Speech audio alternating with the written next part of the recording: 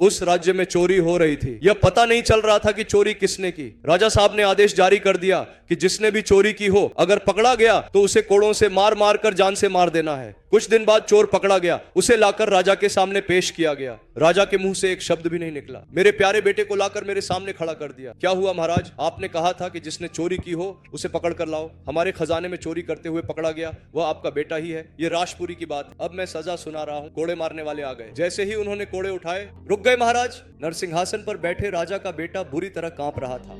वह पास गया, अपने बेटे को अपनी बाहों में जकड़ लिया और खुद घुटनों के बल बैठ गया। उसने कहा, सजा सुनाइए, मेरे बेटे को मारिए।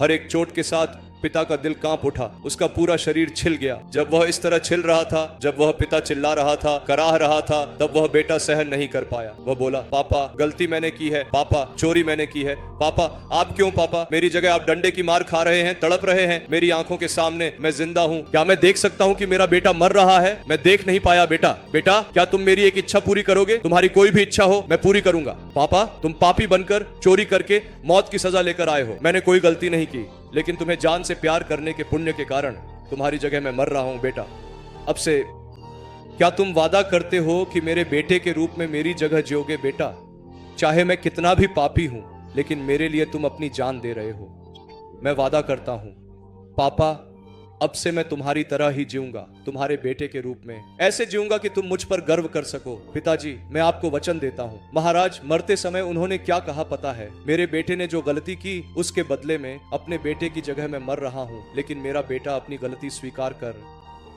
अब उसने वादा किया है कि वह मेरी तरह जिएगा, इसलिए मैं उसे इस देश का राजा घोषित करके जा रहा हूँ। 2000 साल पहले ठीक यही यीशु मसीह ने किया था। भगवान ने इस दुनिया से बहुत प्रेम किया। इतना अधिक प्रेम करने वाले भगवान तुम्हारे द्वारा किए गए पापपूर्ण कर्मों के कारण तुम्हें नरक में जाकर युगों तक जलते देखना सहन नहीं कर सके। इसलिए जो भगवान इस संसार का शासन कर रहे थे, उन्होंने तुम्हें और मुझे बचाने के लिए अपना सिंहासन छोड़ दिया और आ गए। तुम्हें और मुझे जो सजा मिलनी थी, वह सारी सजा उन्होंने अपने ऊपर ले ली। अब वे कह रहे हैं, कृपया मुझे अपने दिल में जगह दो, मुझे आने दो। आज सुबह अगर मैं तुम्हारे पास आऊं तो तुम भी मेरी तरह जी सकते हो, तुम मेरे पुत्र की तरह जी सकते हो।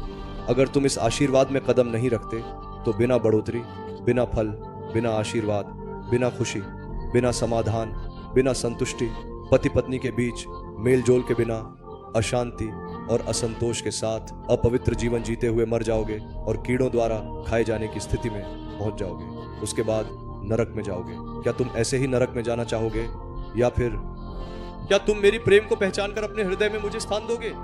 भगवान पूछ रहे हैं। आप लाइक करें और इसे कई लोगों के साथ शेयर करें।